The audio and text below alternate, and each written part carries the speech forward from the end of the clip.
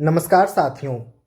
आज हम बात करेंगे बीएसएनएल कर्मचारियों की उस लड़ाई की जो सिर्फ वेतन बढ़ोतरी की नहीं है बल्कि रोजगार, पेंशन, यूनियन के अधिकार और भविष्य की लड़ाई है।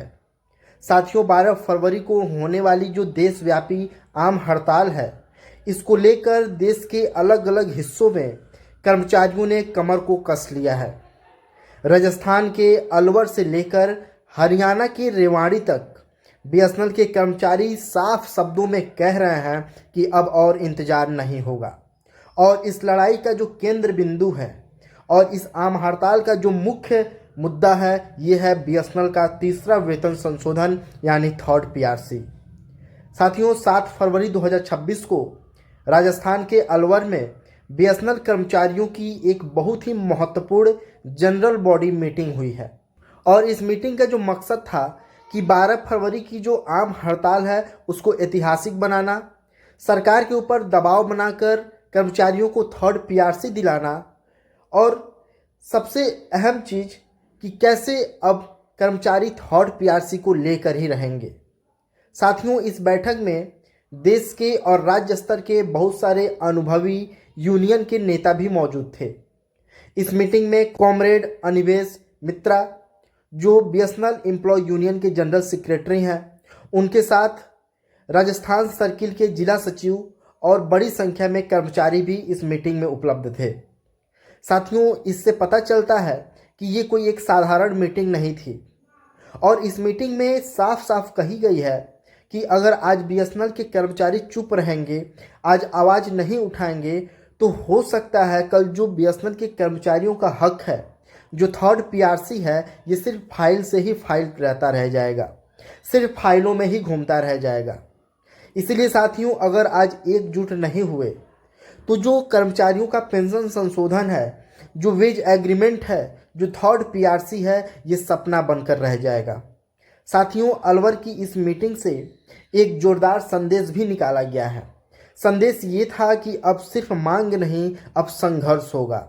और उसी वजह से हरियाणा के रेवाड़ी में भी 7 फरवरी को हुई रेवाड़ी टेलीफोन एक्सचेंज में एक स्ट्राइक कैंपेन कन्वेंशन हुआ था।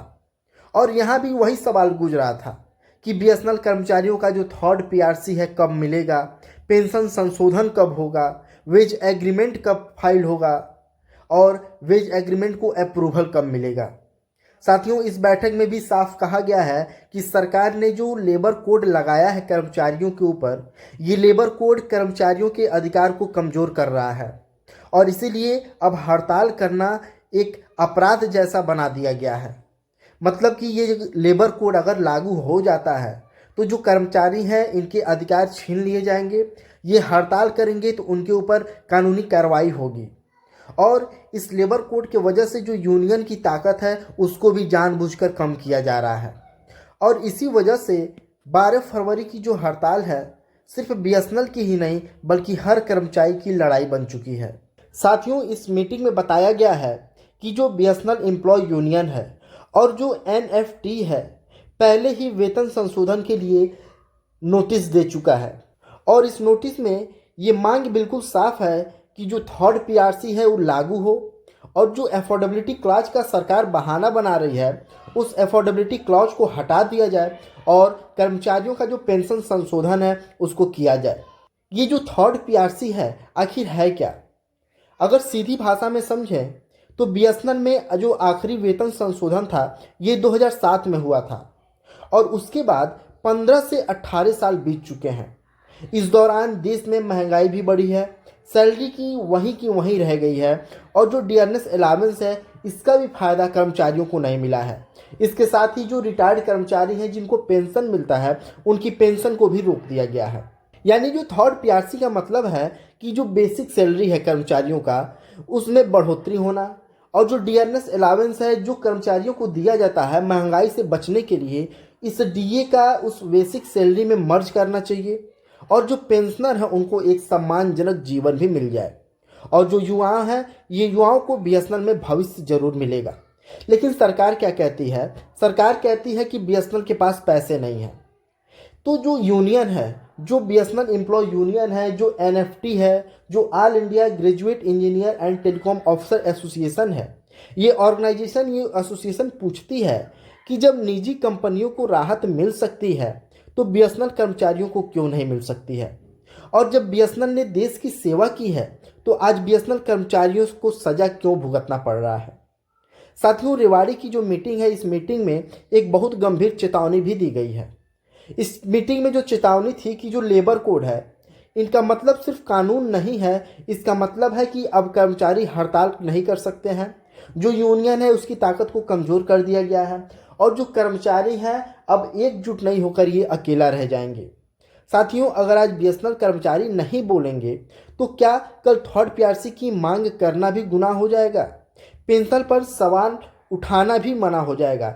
और इसीलिए जो 12 फरवरी की हड़ताल है, ये सिर्फ वेतन की हड़ताल नहीं है, कर्मचारियों के अधिकारों की रक्षा का भी हड़ताल है।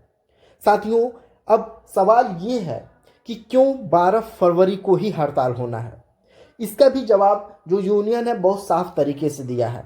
यूनियन ने कहा है कि 12 फरवरी की जो हड़ताल है ये ज़रूरी है क्योंकि पूरे देश की जो ट्रेड यूनियन है ये एक साथ है, जिसकी वजह से जो केंद्र सरकार है उस पर दबाव बनाया जाएगा और बीएसएनएल थर्ड पीआरसी को एक राष्ट्रीय मुद्दा बनाया जाएगा। साथियों, अगर ये हड़ताल सफल हो गई तो सरकार को बात करनी पड़ेगी और पीआरसी पर फैसला जो टाल रहा है सरकार, ये भी मुश्किल हो जाएगा।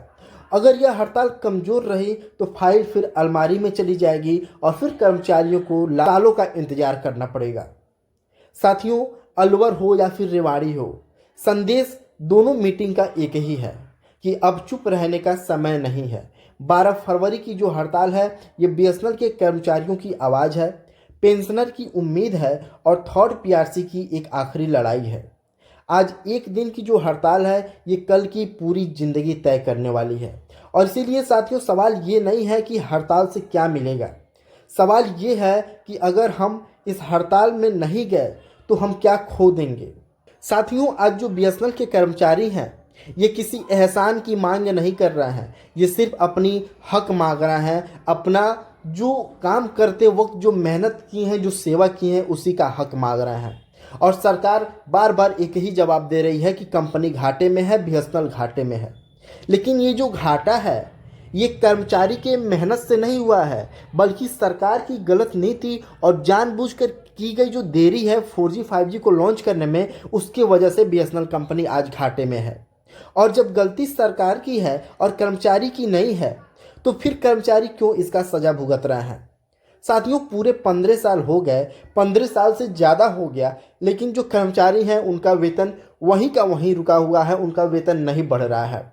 जो पेंशन है वहीं की वहीं रुकी हुई है, लेकिन जो कर्मचारी हैं उनकी जिम्मेदारी आज बहुत ज़्यादा बढ़ गई है, जिसके वजह से कर्मचारियों के ऊपर दबाव बढ़ता गया है। अब सवाल साफ है कि क्या बीएसएनएल के कर्मचारी हमेशा त्याग ही करते रहेंगे? क्या थर्ड पीआरसी सिर्फ फाइलों में ही सड़ता रहेगा? अलवर और रेवाड़ी से जो आवाज़ उठी है साथियों, ये सिर्फ एक ज़िले का नहीं है, ये पूरे देश के बीएसएनएल कर्मचारियों की आवाज़ है। 12 फरवरी की जो आम हड़ताल है ये किसी संगठन की जिद नहीं है, ये उस कर्मचारी की मजबूरी है जिसे सालों से चुप रहने को कहा गया है। साथियों, आज एक दिन की जो हड़ताल है कल की पूरी ज़िंदगी तय करने वाली है और अगर आज हम नहीं उठे तो कल हमारे हक भी खामोश हो जाएंगे। इसीलिए 12 फरवरी को कोई पीछे नहीं रहेगा, कोई बहाना नहीं होगा, हमें लड़ना है थर्ड पीआरसी के लिए, पेंशनर के सम्मान के लिए और बीएसएनएल के भविष्य के लिए। ठीक है साथियों, अगर आपको ये जानकारी अच्छा लगा हो, उपयोगी लगा हो तो प्लीज़ मेरे चैनल को लाइक कर दीजिएगा, सब्सक्राइब कर दीजिएगा, वीडियो को ज़्यादा से ज़्यादा ज़रूर शेयर करिएगा। ठीक है साथियों, मिलते हैं आपसे अगले एक और लेटेस्ट अपडेट के साथ। तब तक के लिए जय हिंद, जय भारत और आप सभी लोगों को लाल सलाम।